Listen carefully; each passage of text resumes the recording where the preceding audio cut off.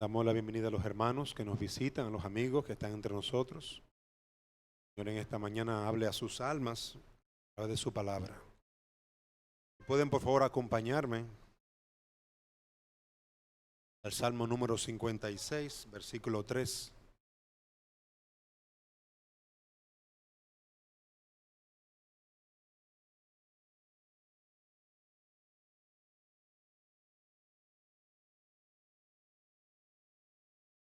Salmo número 56.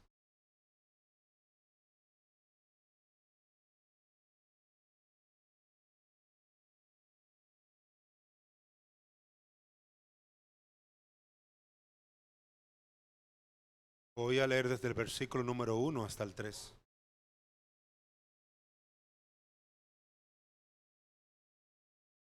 Ten misericordia de mí, oh Dios, porque me devoraría el hombre. Me oprime combatiéndome cada día.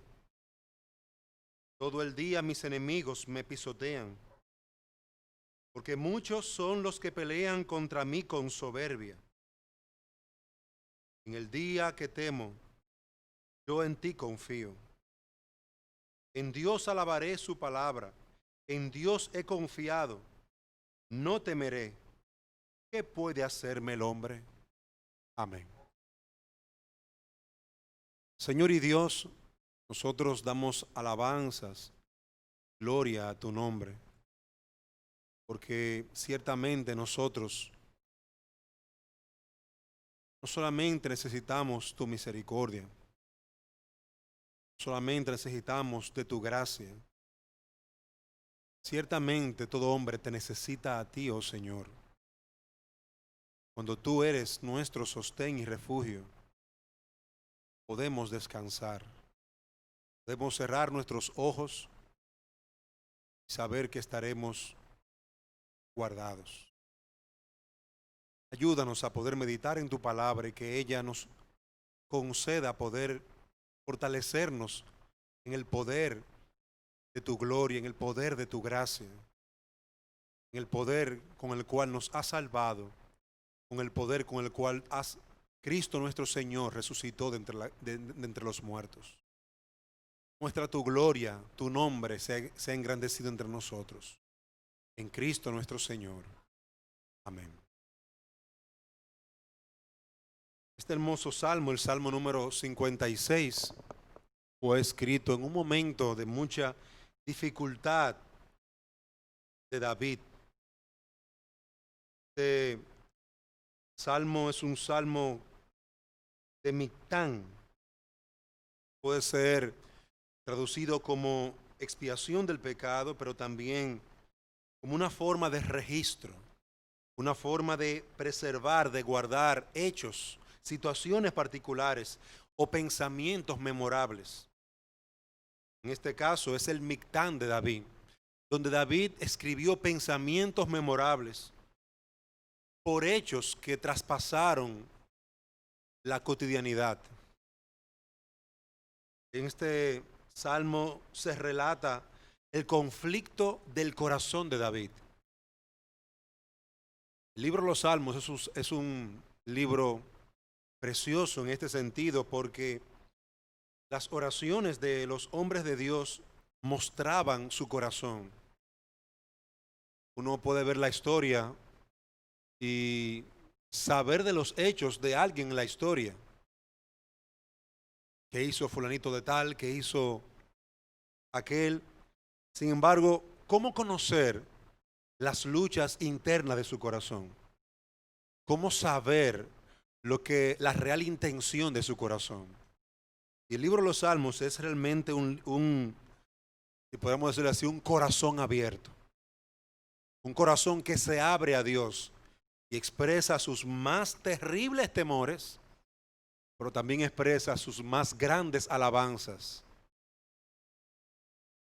Y en este salmo de forma particular, David, el Mictán de David, él escribió pensamientos durante el momento en que él fue atrapado por sus enemigos, los filisteos. David cayó en una desgracia delante de su rey, Saúl. Este hombre lo envidió Envidiaba a David porque Dios estaba con él. Envidiaba a David porque era un hombre prudente y sabía que Dios lo había elegido a él para ser su sucesor. Y Saúl procuró matarle. De ahí que David tuvo que huir de su propio rey, huir de su propia nación.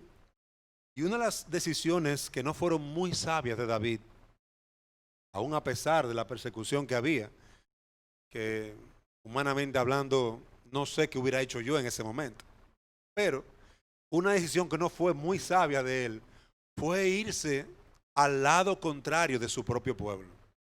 Es decir, a unirse a los enemigos de su pueblo. Una decisión errada, porque por un lado estos hombres eran idólatras, no temían a Dios. Y por otro lado, David había matado a muchos filisteos. Todo el mundo se acordaba de las alabanzas que las mujeres cantaban. Saúl mató a sus miles y David a sus 10,000, que fue precisamente el argumento que usaron para llevar a David preso al rey Aquis.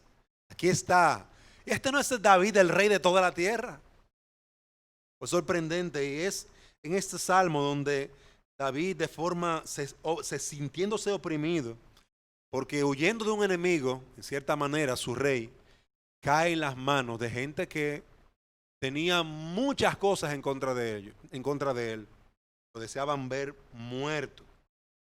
El compañero de este salmo, si usted desea luego leerlo en tranquilidad en su casa, es el Salmo 34, donde David alaba a Dios y es un salmo precioso. Un texto que aparece allí es: Jehová, el ángel de Jehová acampa alrededor de los que le temen y les defiende. Está ahí en el Salmo 34. Dios se puede imaginar por qué David pudo ver o presenciar la salvación de Jehová al enviar su ángel, porque él estaba en mano de Aquis. Y él tuvo que hacer todo un drama y hacerse loco para que lo tuvieran como loco y no como aquel enemigo tan poderoso que durante muchos años había matado a muchos filisteos.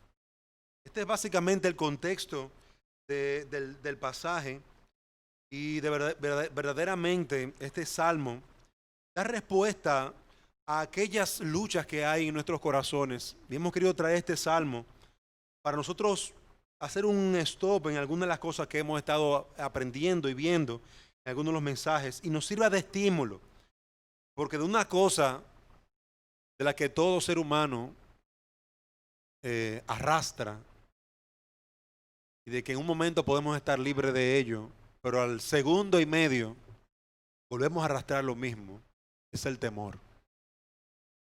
Nosotros como seres humanos, por la capacidad que Dios nos ha dado de raciocinio, por la capacidad que Dios nos ha dado de planificar, de realizar estrategias, pensamos que las cosas están cubiertas.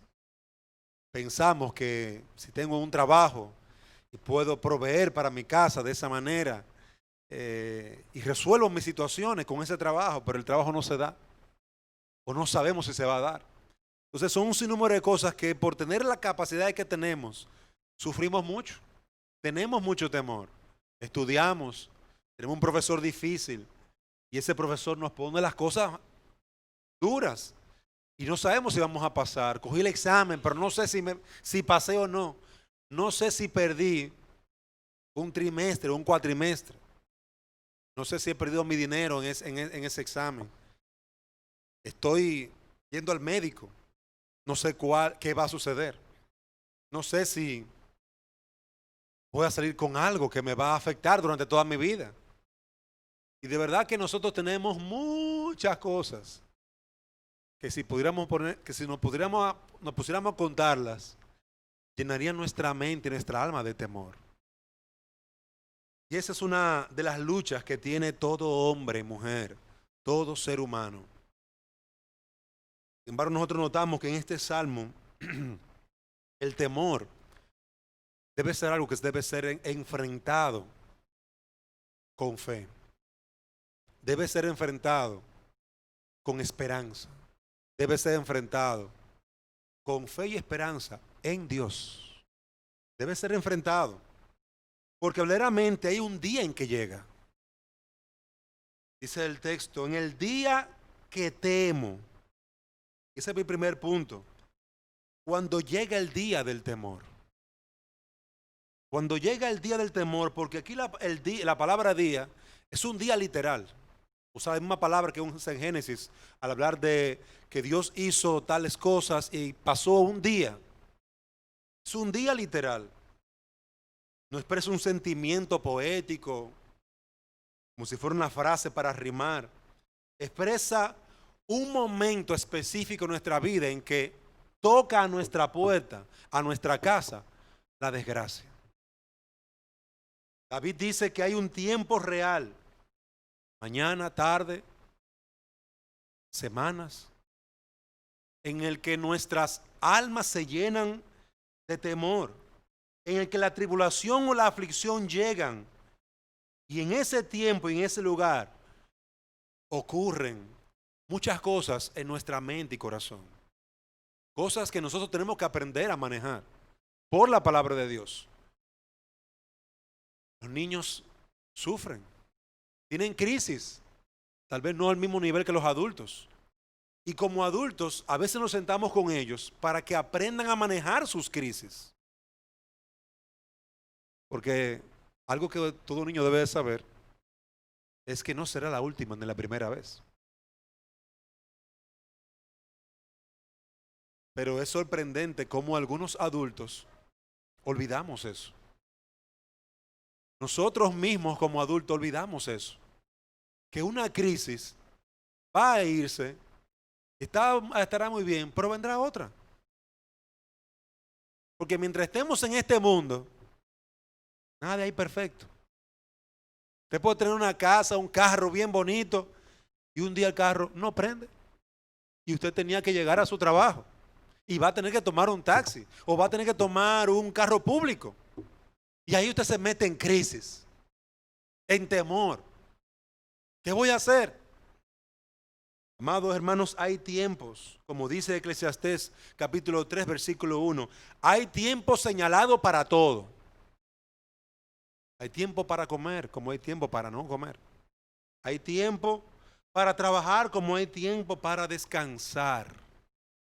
Hay tiempo para nacer, como hay tiempo para morir. Todo debajo del cielo tiene un momento. Y no me refiero a un momento como que usted preparó ese momento, sino que le llegó el momento. Llegó el día y la hora de esa situación. Hermanos, hay un tiempo en que sentimos dolor, espanto, miedo, angustia.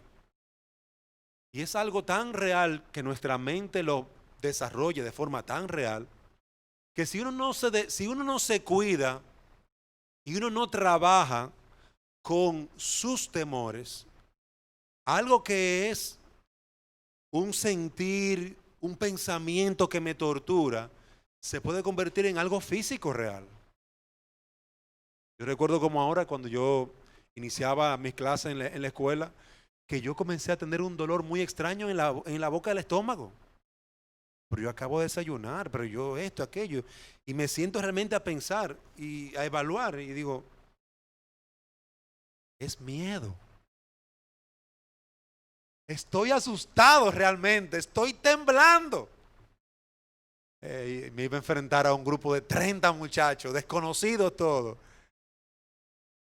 Y ellos con amplia experiencia de cómo tratar a profesores nuevos. Llegó uno nuevo. Entonces, yo entendí el asunto y comencé a tratar con mi corazón. Porque el problema no estaba en el estómago. Estaba en mi corazón. Había miedo en mi corazón. Entonces, eso va a llegar. David nos dice que ese día le llegó en un momento específico de su vida. Asustado, aturdido, huyendo de las lanzas, porque los problemas son reales. Huyendo de las lanzas de Saúl. Y cuando viene a caer, cae en manos del rey enemigo. ¿A dónde corro? A la derecha Saúl, al otro lado los filisteos. ¿A dónde corro? No puedo estar en el medio. Huyó hacia los filisteos y se halló atrapado por los hombres por el rey filisteo, por uno de ellos y por sus hombres. Su vida estaba en una balanza, en una cuerda que se rompía. Imagínense eso, mis queridos niños. Imagínense a David huyendo de su rey y cayendo en manos del otro enemigo. Imagínense, ¿qué va a hacer David? ¿Y ahora? No puedo ir a la derecha, no puedo ir a la izquierda. ¿Qué hago? Dirá algún niño, me escondo. No te puedes esconder, ya te tienen atrapado. ¿Qué vas a hacer? Estás atrapado. Has caído en la red del enemigo. Y te llevan sin armas, preso. ¿Qué vas a hacer? ¿En quién vas a confiar? Él reconoció el peligro y dijo, en el día en que temo. David reconoció el peligro. Y alguien dirá, un hombre de Dios, con miedo. Tú bien lo dijiste, un hombre. Tú bien lo dijiste, un hombre. Sí, todos los hombres, a todos nos da miedo. Nuestros niños siempre piensan que nosotros los padres nunca tenemos miedo. Y somos fuertes y nunca perdemos. Y mi papá es más fuerte que el tuyo. Y a veces las discusiones se hacen grandes porque mi papá es mejor que el tuyo. Y se pelean. Pero puede ser el día en que nuestros hijos nos vean llorando. Nos encuentren en la habitación sin saber qué hacer. Llegará ese día. Y en ese momento tendremos que darle una enseñanza muy importante para su vida como hombre o como mujer. Porque también a él le llegarán. También a él le llegarán. Hermanos, reconocer que estamos asustados, que tenemos miedo, no es debilidad. No es debilidad. Reconocer que no sabemos qué hacer, no es debilidad. Nos gustaría, nos encanta tener todo bajo control. Somos así, de forma natural. Queremos tener todo bajo control. Queremos mantener las cosas en nuestras manos, tener el mango agarrado.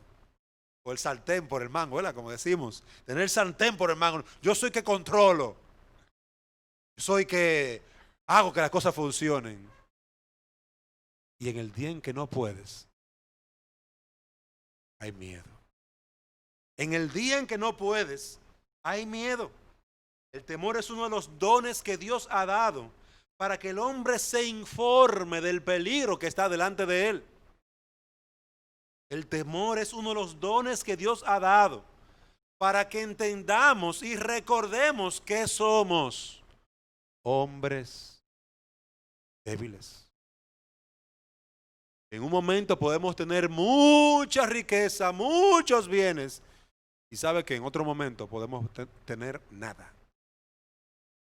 En un momento podemos tener una buena posición económica, un buen vehículo, una buena casa,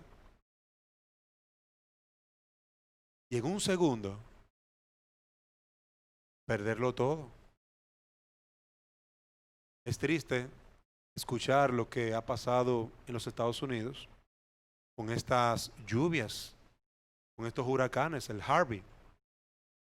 Eso le quitó a mucha gente literalmente todo. Igualmente en la India, más de 1,200 personas, eso es lo que ellos han podido más o menos contabilizar, muertas. Realmente uno puede tenerlo todo ahora y en unos minutos perderlo todo. En unos minutos perderlo todo. ¿Y sabe de qué se llena el corazón? De temor, de dolor, de angustia. Y es real. Es real. No podemos ignorar el dolor. No lo podemos ignorar. Está ahí y está claro. El temor no es para menospreciarlo, es una señal de nuestro corazón, que el corazón está dando. Aquí hay algo importante que está sucediendo. El temor es algo que el corazón tiene allí para informar, alertar a la mente y a todo nuestro cuerpo de que algo importante debe de ser tratado. Esto es real, esto es vital. Mi amado hermano, si tienes temor,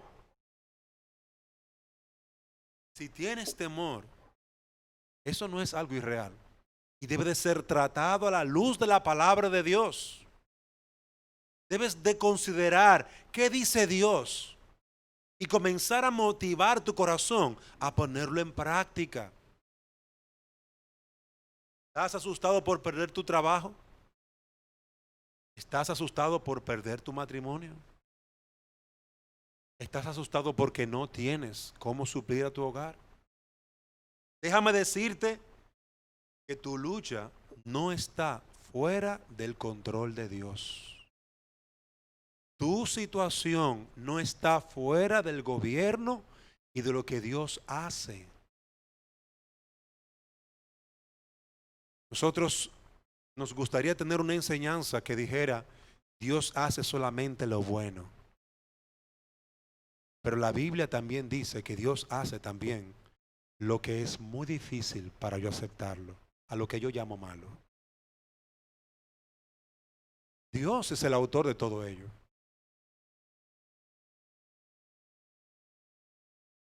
David temió en un momento amigo del rey y luego su peor enemigo, corriendo por su vida, atrapado entre los filisteos. No tenía para dónde ir. Él temió por causa justificada, al igual que tú o yo. Nosotros tenemos causas justificadas. No es un invento.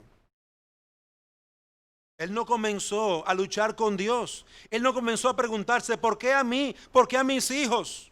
Si soy tu siervo. Lo extraño es que Dios había enviado a Samuel para ungirlo como rey. David es ungido como rey. Él era el nuevo rey.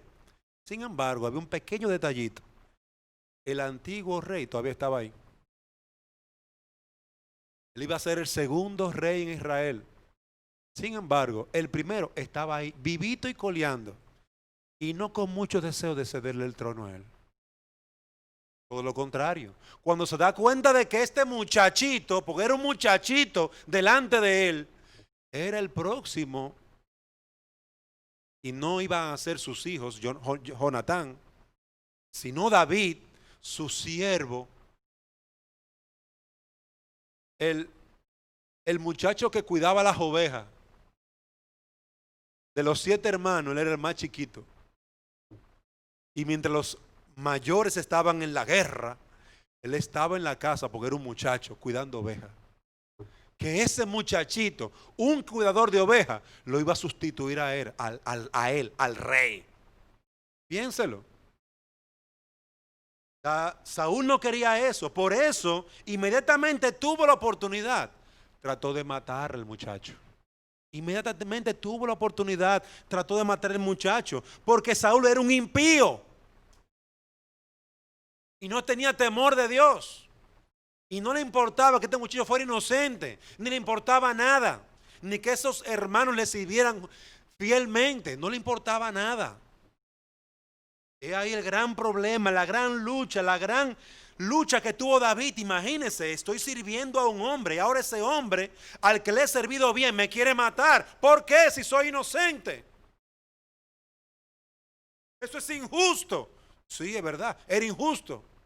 Y ahora tengo que dejar a mi padre y a mi madre y huir, y huir. Es injusto. Dios, ¿por qué? ¿Por qué lo he perdido todo? Hasta su mujer, Mical, se la quitaron. Lo he perdido todo. Y uno puede preguntarse, ¿por qué? La respuesta para nosotros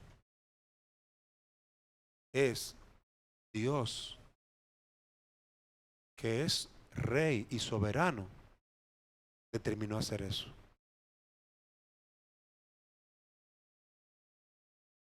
Nosotros decimos, Dios lo hace todo, pero estamos pensando en nuestra mente en todo lo bueno. Cuando nos pasa algo malo, no. Eso fue el diablo. Para quitarme el gozo. Ah, para quitarte el gozo. ¿Y quién le dio permiso a ese quitagozo? ¿Quién le dio permiso al diablo para que fuera a atormentar a Job? Literalmente perdiéndolo todo. Hasta sus hijos. Y le dejó a la mujer ahí para que lo enchinchara bien. No se la quitó, no. Él quería a la mujer cerquita de él para que lo enchinchara. Muérete. No sea tan orgulloso. Lo enchinchara bien para que tirara todo para arriba y se matara. Le dejó a la mujer ahí, pero no lo hizo. Confió en el Señor. En el caso de Job fue así. Sin embargo, en nuestro caso, nosotros a veces pretendemos echar la culpa tan solamente a Satanás. Pero amado hermano, ¿cuál es la actitud nuestra al entender que Dios es soberano y lo que está sucediendo no es fuera de su propósito y voluntad? ¿Cuál es nuestra actitud? Recordad a Job, meditaba en su corazón. ¿Y a dónde le llevaron sus pruebas? Medita en Job. ¿A dónde le llevaron sus pruebas? Su terrible prueba de perderlo todo en un día. A recordar que Jehová da y que Jehová quita. A recordar que Él es el que da y que Él es el que quita. A recordarlo para no perder lo único que tenía. ¿Qué era lo único que tenía Job? Amado hermano, a su Dios. ¿Qué es lo que tú tienes? ¿Tú crees que tienes algo? Realmente tú y yo creemos que tenemos algo. No, yo tengo un carro. ¿Tú realmente crees que ese carro es tuyo? No, que yo tengo una casa. ¿Tú estás seguro? No, que yo tengo una esposa. Seguro. Yo tengo un esposo fiel. Segura.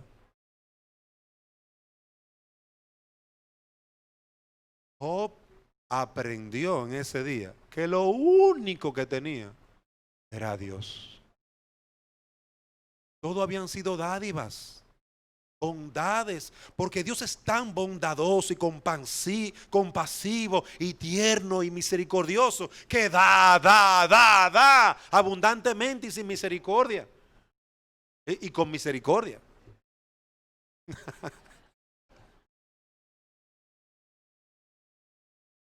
Él da abundantemente y con misericordia. Pero amados hermanos, también Él decide quitar. Y eso fue lo que Job entendió. Sí, ojo, sí, el diablo estaba envuelto. Sí, sus enemigos estaban envueltos. A mí, hace como 3 años atrás, en 3 meses me robaron 3 veces la batería de mi carro. Y baterías iban y baterías venían. Yo, pero Señor, ¿qué es lo que yo voy a hacer? ¿Está involucrado el ladrón que robó la batería? Claro que estaba muy involucrado. Y él no lo hacía para hacer la voluntad de Dios. Pero esa era la voluntad de Dios. Que me pasara a mí. Amado hermano, amada hermana, tememos porque entendemos como que perdemos el control de las cosas. Pero la pregunta que yo te quiero hacer es la siguiente. ¿Cuándo lo has tenido? ¿Cuándo has tenido tú el control? No es Él el que te da y te quita. Él es el que tiene el control. Él es el que tiene el control. El temor llega como le llegó a David. Pero ¿qué él hizo cuando le llegó el temor? Ten misericordia de mí, oh Dios, porque me devoraría el hombre. Me oprime combatiéndome cada día. Por un lado Saúl, por otro lado los filisteos, por otro lado los moabitas, por otro lado otro enemigo y otro enemigo. Me devorarían, me comerían vivo.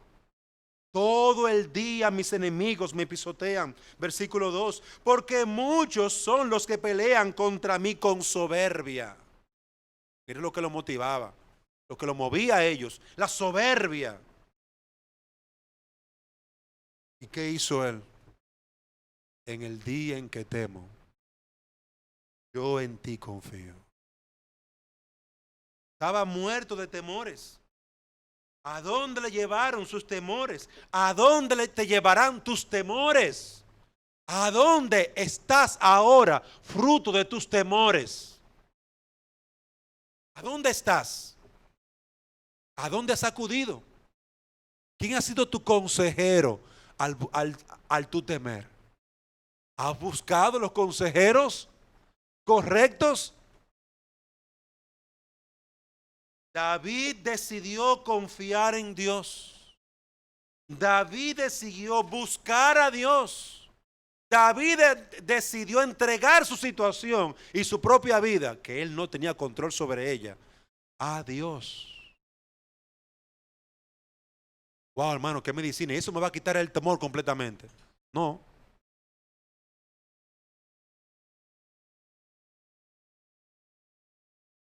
No te va a quitar el temor inmediatamente. Inmediatamente. Cuando yo tengo miedo, esta es otra traducción. Cuando yo tengo miedo, yo pondré mi confianza en ti. Cuando yo tengo miedo, yo pondré mi confianza en ti. El problema no se iba a ir. Dios lo estaba dejando ahí. Y lo iba a dejar ahí. Y David va a tomar un camino u otro. Algunos que han vivido muy cómodos durante muchos años, cuando ven que el banco se lo va a quitar todo, se pegan un tiro. No buscaron a Dios. Quiso resolver las cosas con su propia sabiduría y fuerza. Otros simplemente se fajan a beber alcohol, bebida, para ahogar los problemas. Y eso es mentira. Otros sencillamente se olvidan del problema. No hay problema. Está todo bien, no hay problema. No hay problema. Vienen, se le sacan toda la casa, se lo ponen en la calle. No hay problema. Y la mujer coge a los muchachos y se va. No hay problema. No hay ningún problema. Yo vivo en la inopia. Perdido en el espacio. Son unos irresponsables. Y hay muchas formas en las que nosotros lo hacemos. Muchas formas en las que nosotros lo hacemos. Pero yo te exhorto, amado hermano, que para tratar con tu temor y para llevarlo y llevar tu corazón a estar quieto, cumpliendo obviamente con tus responsabilidades, siendo fiel lo que te corresponde ser fiel. Para calmar tu alma, debes de confiar en Dios. Debes de confiar en Dios. No tengo trabajo. Bueno, pues sal a buscarlo y confía en Él.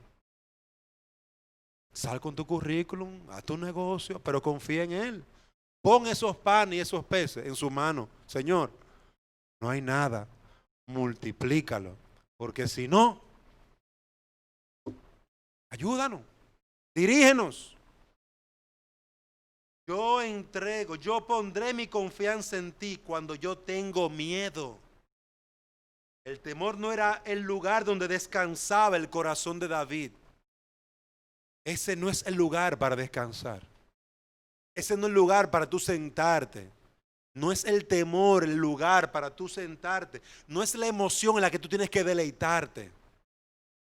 El temor no era ese lugar. Él no metía su corazón en esa botella del temor para ahogarlo ahí.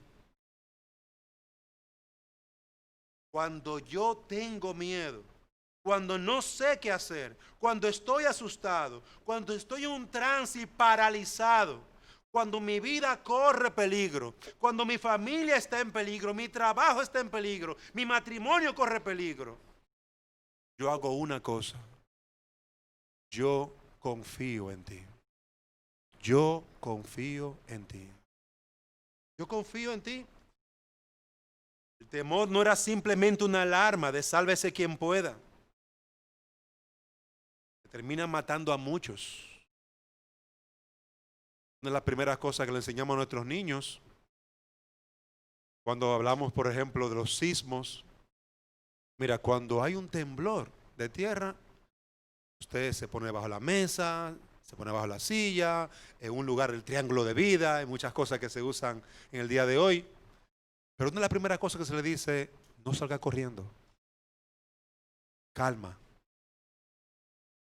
Gracias a Dios, en nuestro ambiente, aquí en Santo Domingo, dura unos segundos. En otros lugares dura un poquito más, por el lugar, ¿verdad? La posición que tienen.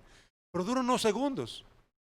Qué triste sería que por un temblor de unos segundos tú te tiraras de la segunda y te rompiera la cabeza, la pierna, o te mataras por desesperación. ¿Han escuchado que el desesperado, la desesperación es la peor de las consejeras?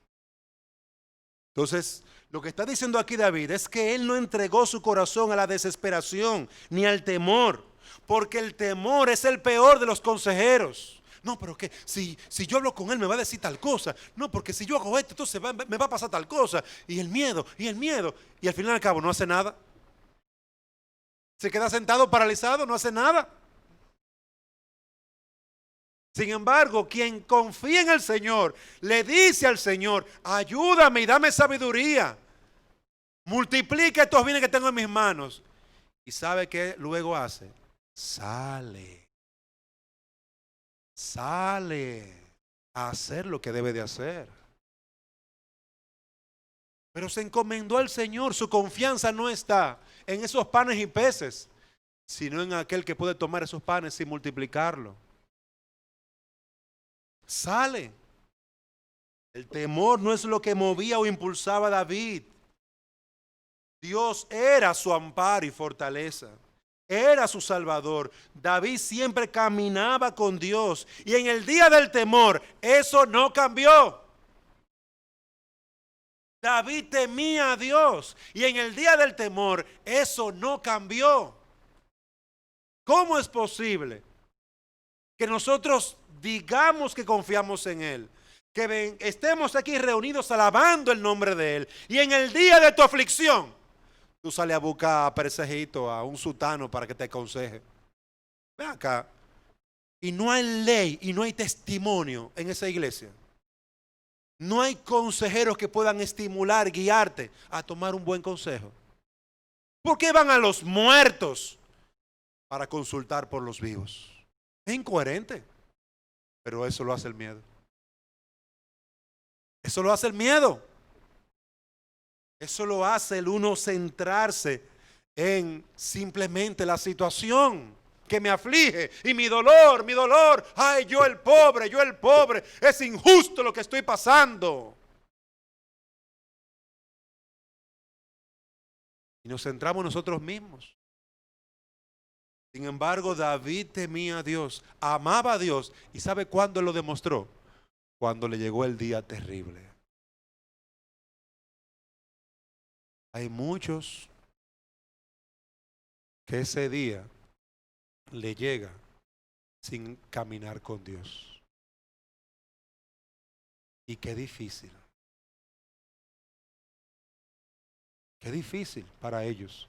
Porque no tienen las cosas, no tienen un corazón que conoce lo que dice Dios. No saben hacia dónde correr. No saben qué hacer. Es difícil.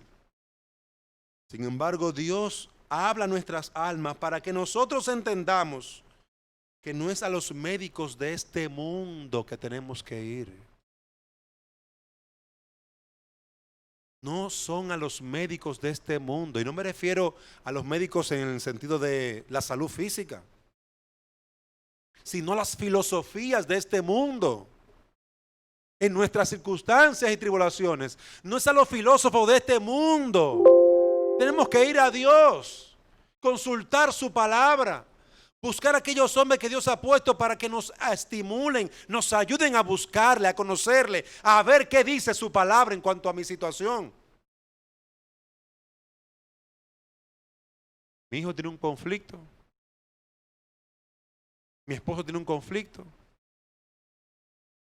Y si no voy a Dios a buscar respuesta, sino que voy a los filósofos de este mundo, el conflicto puede ser que permanezca o empeore durante buen tiempo. O peor, puede ser que se le haya puesto, como a veces sucede. Usted sabe lo que es que se le pinche una goma de un vehículo y usted quiera resolver el problema con un chicle o una goma de mascar. Usted ve el hoyo y usted ve que está botando todo el aire por ahí. Y usted, ¿qué usted cree que tengo que hacer? Ponle este chicle, toma ahí, resuelve el problema. Y usted creyendo en esa filosofía del mundo, coge el chicle y se lo pega. Y óyeme, funcionó. No está botando aire. Me puedo ir tranquilo a mi casa. Lo peor es que le sucede que le funcione. Lo peor que le pueda suceder es que el consejazo del mundo le funcione. Y hasta funciona mucho. Pero siguen siendo los Baales. No fue Dios que te abrió la puerta. Hermano, Dios me abrió la puerta. Qué bendición tengo. El Señor me ha bendecido. Me ha dado un trabajo. Wow, hermana, qué bueno. Hemos estado orando tanto por eso. Sí, hermano, voy a estar trabajando de lunes a domingo. Hasta las 10 de la noche. Hermana, ¿tú estás segura que fue Dios que te abrió esa puerta? ¿Y tu mujer y tus hijos qué van a pasar? Tú no vas a poder estar con ellos. ¿Quién los va a instruir? Y tú no te piensas congregar. Tú estás segura, tú estás seguro que viene de parte del Señor. ¿De cuál Señor? Porque los demonios llaman Señor a su príncipe. ¿De cuál Señor? Amado hermano, cuidado. Nosotros en el temor podemos ser fácilmente movidos hacia un lugar o hacia otro. Nosotros asustados con tribulaciones, situaciones reales, que usted dirá, pero es que esto es real, no me venga con oracioncita y con discursito cristiano, dime algo que resuelva. Yo quiero algo pragmático, algo que sirva. No me venga con discurso de cristiano, cosas, que Dios qué. Hay medicina que el mundo da, que va a ser efectiva por un momento. Pero cuando Dios da una medicina, tal vez dure un poquito más en recuperar la salud. Pero va a ser la medicina de Dios, permanente. Y va a añadir más bendición que el simplemente sanarte por un poco de tiempo. Ese es el gran peligro en el mundo. No es que su medicina no funciona. Funciona. Pero tú sabes lo bueno que es eso.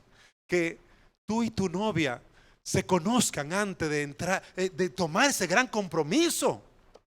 Vivan juntos por un tiempecito.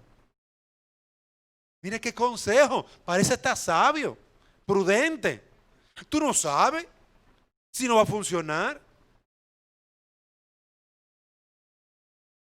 Pero está escrito, sed santos porque yo soy santo. Entonces, la fornicación, que es eso lo que va a suceder ahí, cuando dos personas no están casadas, aunque se quieran y se amen mucho, eso se llama fornicación. Eso te va a destruir. Y destruir esa hermosa relación que puede llegar a ser algo hermoso en un matrimonio ordenado, según la palabra. Pero óyeme, a algunos le funciona. Su impiedad le funciona. Porque le sirven a sus dioses, a sus ídolos. Y le va bien. Y parecería que todo al fin y al cabo le va a ir excelente. Y es como el puerco que está siendo engordado durante todo el año. Nadie lo molesta al puerquito. Y lo alimentan, y lo alimentan, y se pone gordo y grande. ¿Y sabe qué pasa en diciembre? Eso mismo pasa en diciembre con el puerco. Puya. Puerco en puya. Y funcionó. Nadie lo molestaba el puerco. No puede ser que eso suceda también conmigo o contigo. Que no tomas el camino de Dios y tomas otro. Y al final lo que se te está preparando para tu mayor desgracia. Que Dios nos conceda, como dice aquí el salmista, confiar en Dios. Dice alguien, es un temor bendito el que nos lleva a la confianza. El temor no regenerado aleja de Dios. El temor con la gracia lleva a Dios. El temor que me aleja de Dios es un temor triste, terrible. Si te estás alejando más de Dios a través de tus pruebas y tribulaciones, oye bien, abre tus ojos. ¿A dónde te van a llevar? Si tus temores te están llevando a Dios, gracias a Dios, porque esos temores te están ayudando a ver lo que tú antes no veías. Eras sabio en tu propia opinión, muy inteligente. Y tu madre te había dicho tantas veces, hijo mío, ese es el camino de la sabiduría. No, mami, yo sé. Yo soy un hombre viejo. Mi hijo, oraré por ti.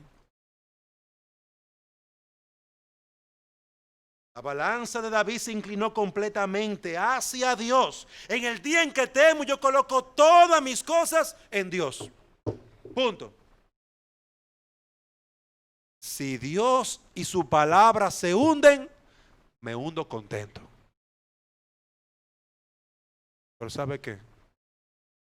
Dios siempre gana. Dios siempre gana.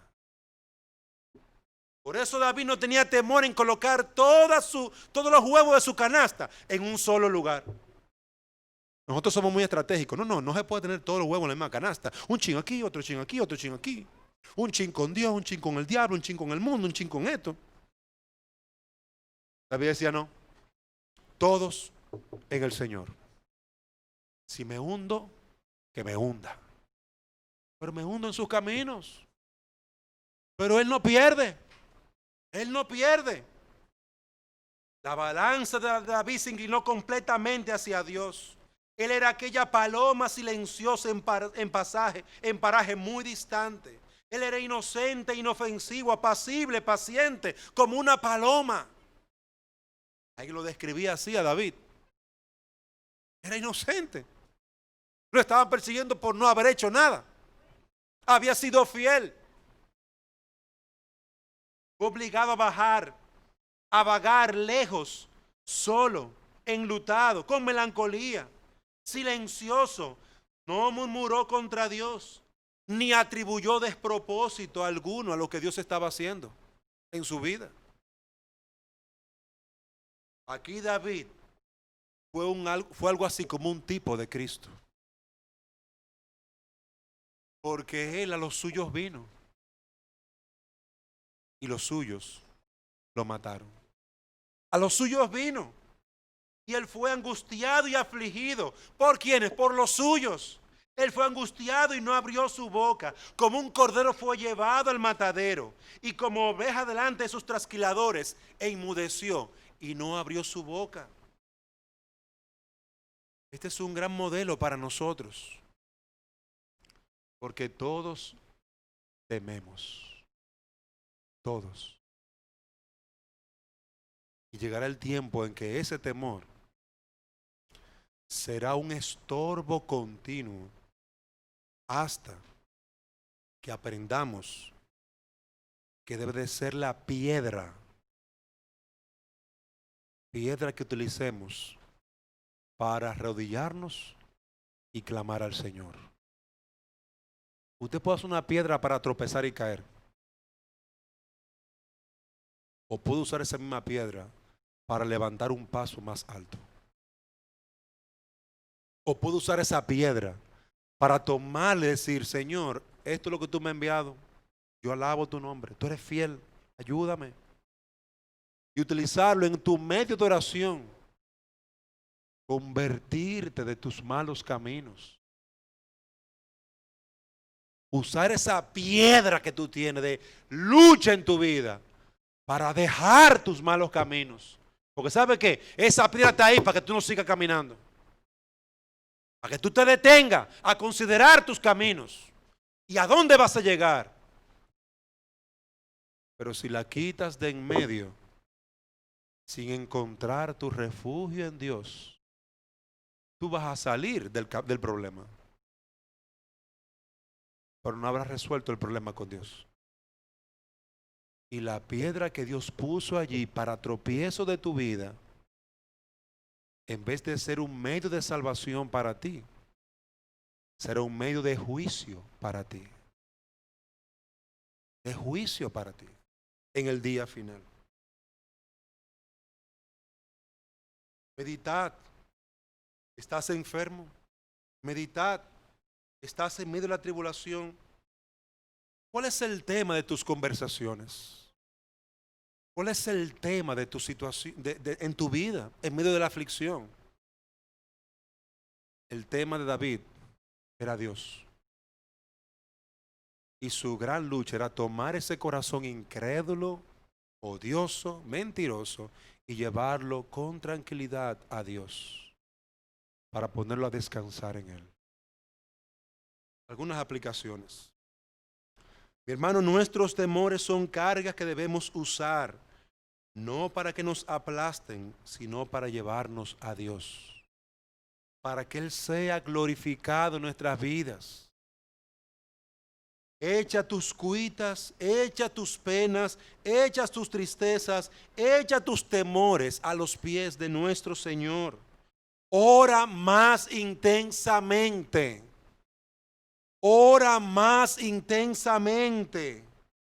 Convierte esas tribulaciones en tus oraciones.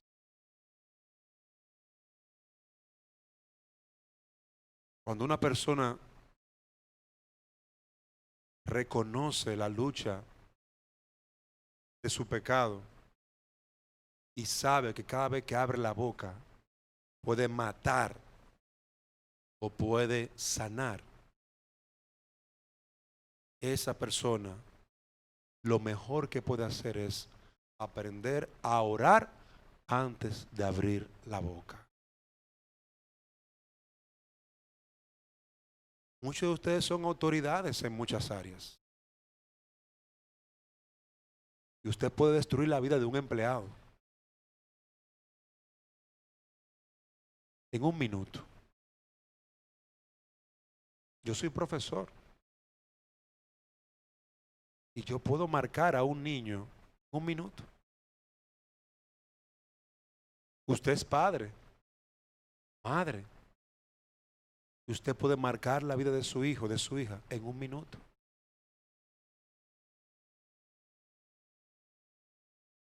Cada uno de nosotros puede hacer bien o mal con este instrumento. Si realmente entendiéramos eso,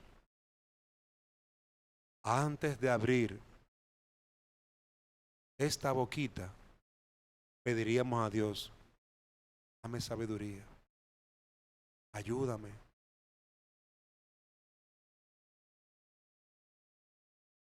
Si tú entendieras, realmente entendieras, que de tu trabajo dependen tus hijos, antes de tú salir a trabajar, orarías. Llegaste al trabajo, orarías. Si tú entendieras que tu vida depende de Él, que todo lo que eres y tienes depende de Él, Si tú lo entendieras realmente, serías más ferviente en oración. Orarías más. Si realmente entendiéramos que Él da y quita, que Él es soberano sobre todas las cosas y que una hoja no cae que no sea su voluntad. Por lo tanto, tu vida, tu mujer, tus hijos, tu casa, tu corazón palpitando en este momento depende de Él. Si tú lo entendieras, orarías más, confiarías más en Él. Pero somos tan ciegos y por eso oramos poco. Leemos la palabra poco. Y en el día de nuestro miedo, porque nos llega, no lo buscamos a Él. No lo buscamos a Él. Por eso David colocó todo en las manos de Él. Y aun cuando él pecó, y aquel familiar de Saúl lo maldecía mientras él huía de su hijo, uno de sus hombres dijo: ¿tú quieres que yo mate a ese hombre? ¿Qué yo voy a hacer con ustedes? Le preguntó al que le dijo eso: ¿qué yo voy a hacer con ustedes? Déjalo que me maldiga. Déjalo. Tal vez Dios se compadezca de mí. Si Dios lo mandó a maldecir, déjalo que maldiga. No se lo merecía. David se lo merecía. Cada maldición que estaban echando a él. Eso y más. Pero Dios es tan compasivo que no le mató por su pecado. Cuando mató a Urías, como recordarán. Entonces, Dios no nos ha pagado como merecemos. Él está compasivo, que no nos ha pagado como merecemos. Merecemos el juicio eterno, pero Él es compasivo y paciente. No te equivoques. No confundas su paciencia con que Él ha olvidado tu pecado. No te equivoques. Más bien reconoce lo que eres, más bien reconoce quién eres y cuánto necesitas de Él y de su perdón. Reconócelo. Que el Señor nos conceda venir a Él confiando en Él en medio de nuestra tribulación y reconociéndolo a Él como lo que es el Rey y el soberano de nuestras vidas. Ríndete. Amigo, amiga sin Cristo, ríndete a Él. Hacemos un llamado a clamar a Él y a confesar tu pecado y a decirle: yo he sido una mujer, he sido un hombre que ha vivido de espalda a ti todos los días y bien me ha llegado esta tribulación. La merezco, pero tú me has dejado con vida. Has sido paciente conmigo, con mis hijos, con mi esposo, con mi familia, pero ya. Clama a Él. Él ha dicho: clama a mí y yo te responderé. ¿Tú crees eso? Clama a mí y yo te responderé. Puedo decir como decía el salmista: este pobre clamó y le oyó Jehová. Le puedo dar ese testimonio: este pobre clamó y le oyó Jehová. Oremos. Señor y Dios y Padre, ayúdanos, porque la vida, la muerte, las tribulaciones, el gozo, todo esto, Señor, tú lo traes a nuestras vidas, lo traes por medio de tu palabra, para que examinemos, para que andemos delante de ti con reverencia, con temor, pero también para que nos gocemos en tus misericordias y bondades, y para que confesemos nuestros pecados, para que nos apartemos del mismo. Hazlo así en medio nuestro. Trae a aquellos que aún no te conocen con cuerdas de misericordia y amor. En Cristo te lo pedimos. Amén.